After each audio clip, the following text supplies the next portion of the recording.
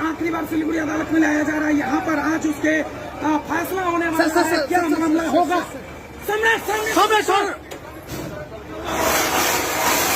सीधे उसे अदालत में ले जाया जा रहा है।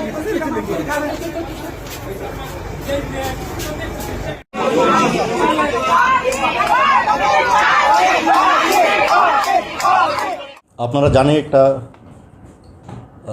একটা কেস হলো গত বছর 21শে আগস্টে।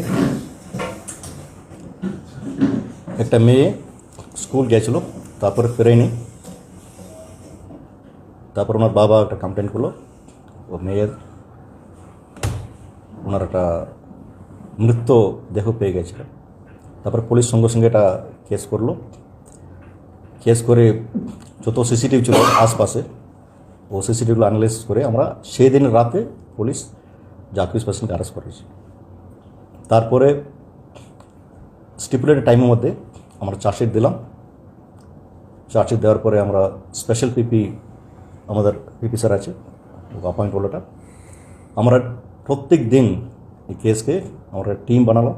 ও টিম প্রত্যেক দিন আমরা কেসকে রিভিউ করেছি, এটা ফলো আপ করেছি, এটা কীভাবে আমরা সাক্ষীগুলোটা দাঁড় করাবো, কী কী এভিডেন্স আমরা কালেক্ট করবো। ওটা আমরা 3 রকম এভিডেন্স কালেক্ট করলাম। একটা ডিজিটাল এভিডেন্স, একটা ফরেন্সিক এভিডেন্স, আর একটা খুব গুরুত্বপূর্ণ, আমি বলতে পারি এটা first of its kind in Bengal, একটা সাইকেল রাইড প্যাটার্ন। এটা একটা এভিডেন্স আছে। সাইকেল রাইড প্যাটার্ন মানে প্রত্যেকটা আদমি সাইকেল চালানো একটা স্টাইল থাকে। এটা আমরা যা সিসিটিভিতে অ্যাকিউজ পার্সন সাইকেল চালিয়ে গেছে, ওটা আমরা প্রচার করলাম।